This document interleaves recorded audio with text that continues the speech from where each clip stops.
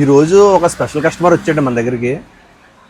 తమ్ముడు వచ్చి అన్నట్టు నాకు పలానా బండి టైర్లు కావాలన్నాడు. సరే తమ్ముడు అని చెప్పేసి తీసుకున్నాడు. అయిపోయింది, బిల్ కూడా తీసుకున్నాడు. లోపు నాకు ఒక క్వశ్చన్ వేసాడండి.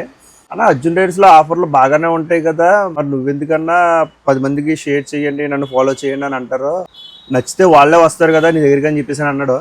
తమ్ముడు, అర్జున్ టైర్స్ 23 సంవత్సరాల కష్టం తమ్ముడు. ఇంకా ఈ రోజుకి వచ్చిందంటే మీలాంటి మౌత్ పబ్లిసిటీ తమ్ముడు. అప్పట్లో మౌత్ పబ్లిసిటీ ఉండేది, అంటే నోటితోటే చెప్పేవారు పలానా దుక్కుని బాగుంటారా, వెళ్ళరా పలానా దుక్కుని బాగుంటారు. అది కాదు తమ్ముడు, ఏదన్నా సరే సోషల్ మీడియా నీకు తెలిసింది, నీకు తెలిసి నువ్వు చూసి ఆపేస్తే ఇంక అక్కడితో ఆగిపోతుంది. నువ్వు ఇంకొకరు షేర్ చేస్తే అవసరం ఉన్న వాళ్ళ దగ్గరికి వెళ్తారు తమ్ముడు ఆ వీడియో.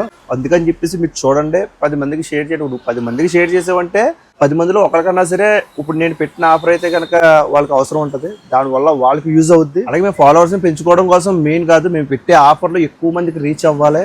ఆ రీచ్ అవ్వడం కోసం అని చెప్పేసి 10 మందికి షేర్ చేయండి అని చెప్పేసి అని అంటుంటాం మేము అని చెప్పేసి నా కుర్రోడికి చెప్పాను.